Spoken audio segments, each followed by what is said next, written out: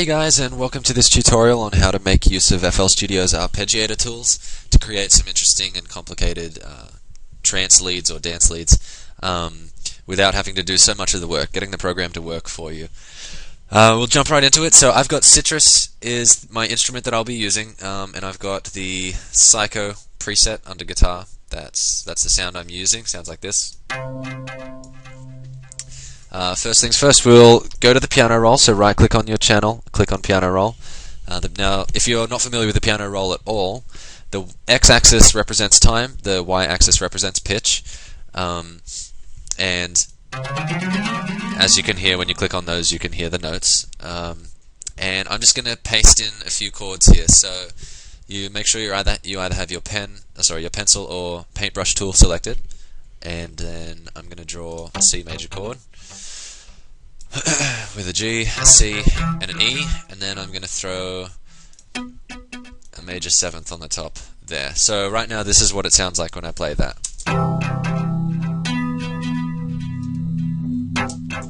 There you go. So to arpeggiate it and make it a little more interesting, instead of drawing in every individual note, which we could do, I mean we could draw something like this.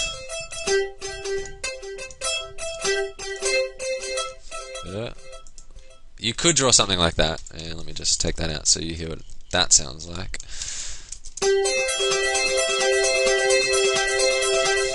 And there may be times where you want to do that, but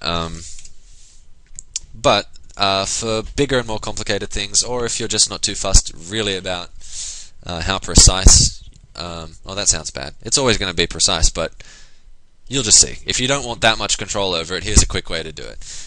So you've got your chords there. Click on this down arrow in the top left corner and go to Tools, and then we're going to be clicking Arpeggiate. For future reference, the shortcut for that is, as you can see, Alt-A. So we'll click on that, and now you should see something like this. I think this is the default, but it might not be. So I'll run you through some of these options. First is pattern.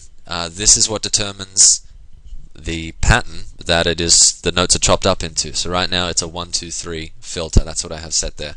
But here are some, if you click on that folder, here are some presets that FL Studio has. And I'm going to play this for you just so you can hear the difference between them. So that's what we have there.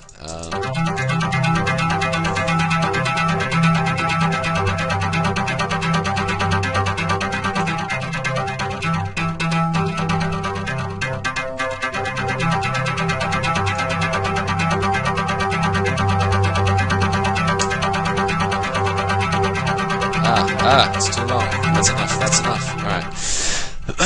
So, I'll let you guys fiddle with all those different settings and which ones you want for your particular song. Right now I'm going to stick with the 1, 2, 3 filter. And so you've got your pattern. Next is, each pattern kind of has 3 different arrangements that go with it. So this would be normal. It's a constantly ascending arpeggio. As you can see, starts on the lowest note, goes to the highest. Flip would be the reverse. Starts on the highest note, goes to the lowest constantly. And alternate, or alternate, I guess that would be pronounced, is when it's alternating. It's going up, then down, up, down, up, down. For this I'm going to stick with flip, because I like the way that sounds. And then the next setting is range. So right now, all the notes that are being played are the original ones that I pasted in, right? We've got the G, the C, the E, and then the major seventh on the top, the B. And it's all in the same octave. If you change the range, that adds another octave. It tells FL Studio that it can extrapolate the chord that you've built to further octaves. So right now it's 2 octaves high.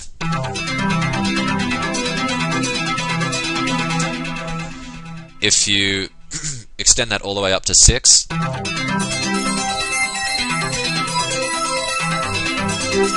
that's what it sounds like.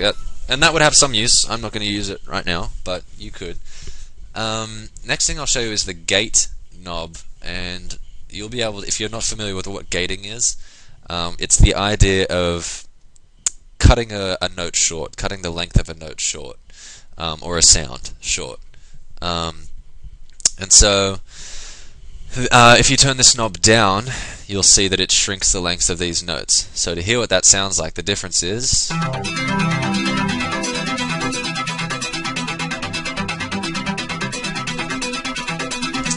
and I like the way that sounds, so I'm going to leave it like that. And that's pretty much it. From there you can hear how it would be easy to, form a beat around that, so I'll just quickly show you.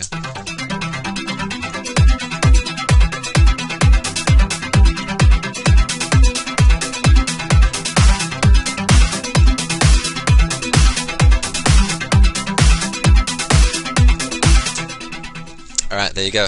Now, another way to do it, if you don't want to go into the piano roll, and if you're not too concerned with being able to see exactly which notes are being played, another way that you can add an arpeggio is just by putting in a regular chord, or it doesn't even have to be a chord, it could be a single note, and then clicking on your channel to bring up your channel settings, and going to the function tab right here.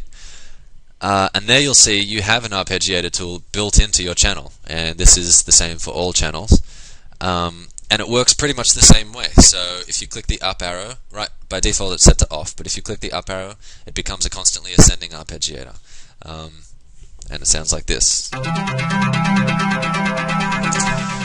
If you click the down arrow it's the opposite. These are your alternate buttons, and then the question mark is random. It will just grab random notes from whichever ones are playing and play them in a random order.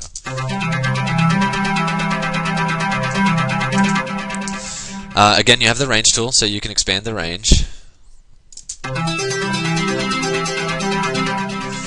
And then you have your gate tool as well. So you can achieve almost the same effect.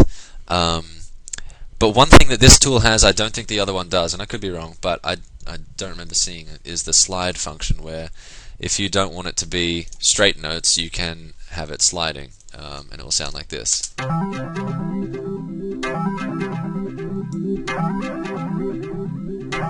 can control, the gate then controls how quickly the notes slide to each other. So if you have it all the way down, it just sounds like that. But that's basically the arpeggiator tool. Pretty useful. There's a lot of things like this in FL Studio where it's just a good idea to let the program do the work for you. So that's it for this tutorial, and I'll see you in the next one. Thanks.